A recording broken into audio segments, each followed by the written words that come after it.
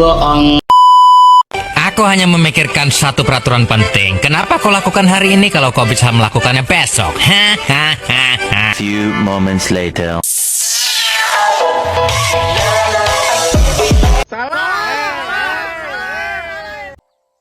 Nyain song mata kaji semain seng.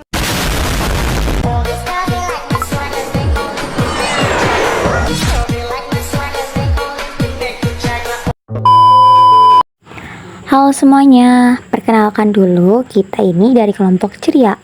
Jadi kita di sini akan membawakan materi tentang lemak. Simak baik-baik ya. Nah, sebelum masuk ke materinya, di sini kenalan dulu nih sama anggota kelompoknya. Yang pertama itu ada Naya, Depi, Sri, Mariam, Aan, Fitri, Raihan, Lutfi, Fahrul, dan Rian. Sebelumnya dari teman-teman ada yang tahu gak apa itu lemak? Ayo, pasti pada gak tahu ya?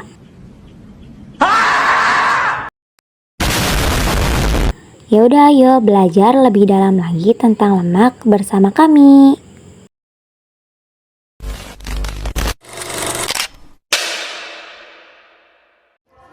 Pengertian lemak. Apa itu lemak? Nah, jadi lemak itu merupakan senyawa kimia yang tidak larut dalam air.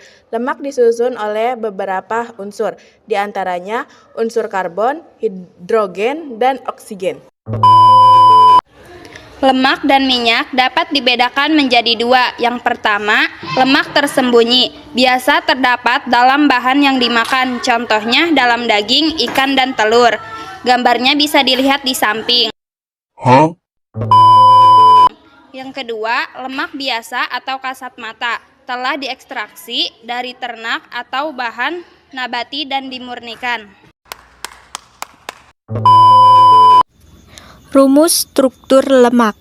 Lemak dan minyak memiliki struktur dasar yang sama, yaitu merupakan trimester dari gliserol yang dinamakan trigliserida. Dan berikut bisa kalian lihat contoh rumusnya. Selanjutnya ada jenis-jenis asam lemak. Yang pertama yaitu asam lemak jenuh atau asam lemak yang semua ikatan atom karbon pada rantai karbonnya berupa ikatan tunggal. Contohnya yaitu asam laurat, asam palmitat, dan asam stearat.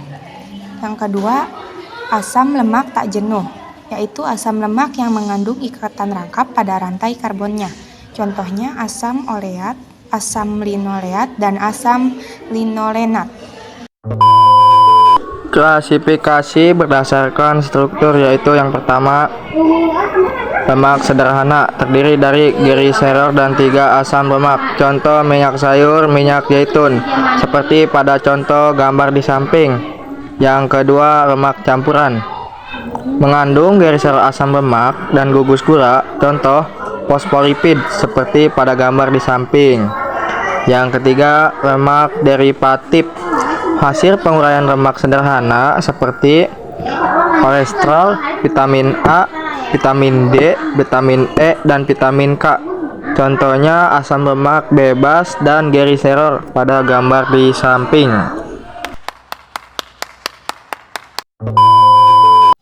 Sifat fisika dan sifat kimia lemak. Sifat fisika memiliki titik leleh yang bervariasi tergantung pada struktur asam lemaknya. Lemak jenuh memiliki titik leleh yang lebih tinggi daripada lemak tak jenuh. Lemak juga bersifat tidak larut dalam air hidrofobik, tetapi larut dalam pelarut organik. Sifat kimia. Lemak dapat mengalami reaksi hidrolisis, saponifikasi, dan hidrogenasi. Hidrolisis adalah pemecah lemak menjadi gliserol dan asam lemak. Saponifikasi adalah reaksi antara lemak dan basa kuat yang menghasilkan sabun. Struktur lemak atau lipid mengandung semua hal berikut ini, kecuali yang pertama, molekul gliserol, yang kedua gugus karboksil, min COOH, yang ketiga gugus hidroksi, min OH, yang keempat, molekul asam lemak, yang kelima, gugus aldehid atau keton. Tahukah kamu, lemak ternyata tidak terdiri dari jenis tunggal. Ada berbagai macam lemak. Misalnya saja lemak coklat, lemak putih, lemak subkutan, lemak dalam, lemak perut.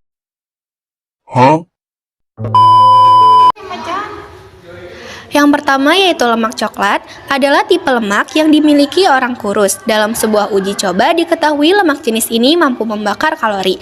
Lemak coklat lebih banyak dimiliki oleh anak-anak ketimbang orang dewasa. Itu sebabnya mengapa suhu tubuh anak lebih hangat. Lemak jenis ini lebih mirip otot ketimbang lemak putih. Yang kedua yaitu lemak putih. Fungsi lemak putih adalah menyimpan energi dan memproduksi hormon yang akan diedarkan lewat sirkulasi darah. Sel-sel lemak yang kecil akan memproduksi hormon baik yang disebut adiponetik yang membuat liver dan otot lebih sensitif pada hormon insulin sehingga tak mudah terkena diabetes atau penyakit jantung. Yang ketiga yaitu lemak subkutal. Lemak jenis ini berada langsung di bawah kulit. Secara langsung, lemak subkutal lebih banyak berada di paha dan bokong. Lemak jenis ini sebenarnya tidak berbahaya, meski begitu lain hal dengan sel lemak subkutan yang berada di bagian perut. Yang keempat yaitu lemak dalam. Lemak dalam biasanya bersembunyi di bagian organ dalam dan akan menimbulkan gangguan kesehatan. Yang terakhir atau yang kelima yaitu lemak perut. Ini adalah jenis lemak yang layak disebut sebagai lemak tidak sehat. Nah, yang selanjutnya yaitu kegunaan lemak dalam kehidupan sehari-hari. Yang pertama yaitu sebagai sumber energi bagi tubuh. Lemak yang terkandung dalam tubuh berfungsi sebagai cadangan makanan atau sumber energi. Lemak adalah bahan makanan yang kaya energi, yakni dengan pembakaran 1 gram lemak dapat menghasilkan 4 kalori. Yang kedua yaitu sebagai bahan pembuatan mentega atau margarin. Lemak atau minyak dapat diubah menjadi mentega atau margarin dengan cara hidrogenasi. Dan yang terakhir yaitu sebagai bahan pembuatan sabun. Sabun dapat dibuat dari reaksi antara lemak atau minyak dengan KOH atau NaOH. Sabun yang mengandung logam Na disebut sabun keras atau bereaksi dengan keras terhadap kulit dan sering disebut dengan sabun cuci.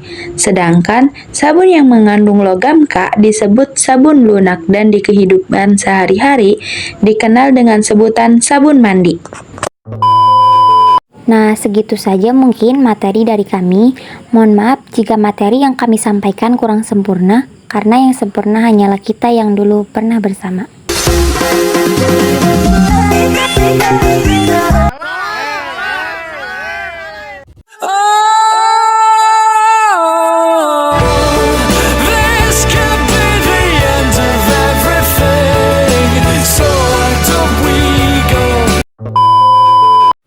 Terima kasih.